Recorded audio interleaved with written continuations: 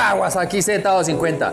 Esta motocicleta nos llegó apagada al centro de servicio con un sonido bastante fuerte en el motor. Vamos a escucharlo.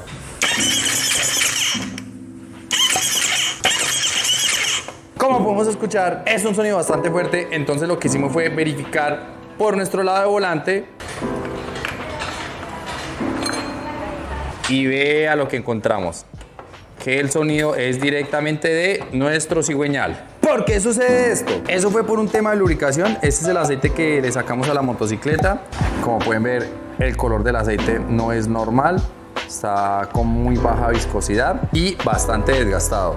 Entonces, un tipo de fallo de estos siempre es por temas de lubricación. Pásate por mi canal de Fixer Motos, que tengo videos explicativos para poder cuidar y longevizar considerablemente la vida útil de este tipo de motores en temas de lubricación. Y también tengo la reparación, el diagnóstico completo a este motor Kawasaki bicilíndrico.